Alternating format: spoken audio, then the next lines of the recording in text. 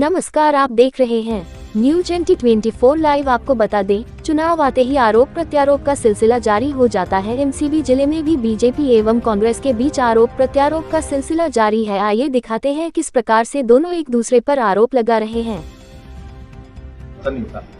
लेकिन ये मजबूर किए हैं, तो मैं आपके चैनल के माध्यम से बताना चाहूंगा कि स्वर्गीय दीपक पटेल जो इस क्षेत्र के विधायक थे, पूरे क्षेत्रवासियों को पता है कि किस तरह से वो गंभीर अपने किडनी की बीमारी से पीड़ित थे और सभी उनके अच्छे स्वास्थ्य की कामना कर रहे थे।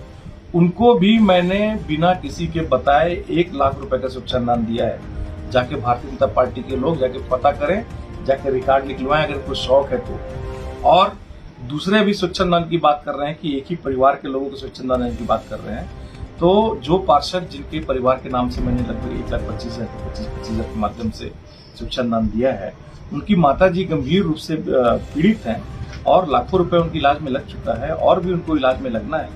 और चूंकि बाध्यता है कि 25,000 रुपए ही एक उससे दिया जा सकता है, विधायक का जो स्वच्छंदन होता है, तो निश्चित रूप से उसमें हमने उनकी भी मदद की है कि उनके भी इलाज में काम आए। लेकिन इसके पहले श्याम, आज पूरे आप जाके विधानसभा में देखिए, किसी को 5,000, किसी को 15,000, किसी को 20,000, सभी को, किसी की पढ़ाई के लिए, किसी नर्सिंग की पढ़ाई के लिए। एक भी ऐसा उदाहरण दे दे श्याम मेरी सवाल कि किसी को नर्सिंग की पढ़ाई के लिए स्वच्छंदन दिए हो, किसी की स्कूल की पढ़ाई के लिए स्वच्छंदन दिए हो, किसी के मेडिकल के लिए स्वच्छंदन दिए हो। और मैं 2500 सैकड़ों ऐसे उदाहरण दूंगा जो पूरे विधानसभा में इन 4.5 सालों में उन लोगों ने मदद की है। ये केवल अपने जो टाइट जो प्रेस करके जो कोटी पहनते हैं, उनके केवल बिल पहुंचाने का काम करते थे। अपने जो स्केचर का जो शूज होता था, उसके जूते का जो बिल भरने का काम जो है मनेंद्रगढ़ के जो व्यापारी हैं और इन लोगों के नाम से ये स्वच्छंदन हमसे काटते थे। तो इनको जो बोलते हैं, जो आरोप लगाते हैं, निश्चित रूप से जनता को भी जानना चाहिए और इस बात की सत्यता को जानना चाहिए कि ये इनका जो चेहरा है और इनके जो पीछे का इंसान है वो कैसा है। सोशल मीडिया के माध्यम से मनेंद्रगढ़ विधानसभा में जो स्वच्छंदन की राशि है, उसका बंदर मार्ट का मामला सामने आया है। उसमें एक ही परिवार के 8 व्यक्तियों को 25,000 रुपए का जो चेक दिया गया है, निश्चित रूप से एक ऐसा लगता है कि क्षेत्र में स्वच्छंदन की राशि का बंदर बांट किया गया है। उसके अलावा 4-6 ऐसे नाम हैं जो उसमें 1-2 ठेकेदार हैं, 1-2 ठेकेदार के भाई हैं। ऐसे लोगों को स्वच्छंदन की राशि दी गई है।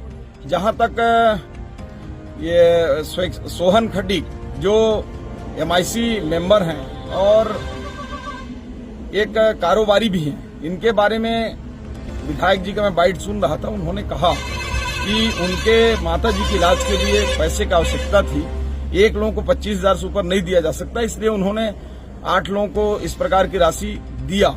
तो मैं विधायक जी से पूछना चाहता हूं कि ठीक है, आप अगर इस प्रकार बता रहे हैं, इसमें 2 में एक ही सच्चा होगा। जिस प्रकार की पूरे प्रदेश में सभी हॉस्पिटलों में बड़े बड़े फ्लैक्स लगाकर खूबचंद बघेल जी के एक स्वास्थ्य योजना के नाम पर माननीय भूपेश बघेल जी 20 लाख का निःशुल्क इलाज की दावा कर रहे हैं। 20 लाख तक की लोगों को इलाज के लिए वो निःशुल्क चिकित्सा की बात कर रहे हैं। तो या तो ये भूपेश बघेल जी का जो बड़ा बड़ा दावा है वो गलत है, उसको ही विधायक जी झुठला रहे हैं कि इलाज के लिए उन्होंने इस प्रकार का विवश कर दिया है, या फिर ये उस बात को छुपाने के लिए किसी के ऊपर ऐसा नाम ले रहे हैं। व्यक्तिगत रूप से मैं सोहन भाई को जानता हूं, वो MIC के साथ साथ एक बड़े मटन कारोबारी हैं, उनका बड़ा दुकान है मटन का, और वो सक्षम व्यक्ति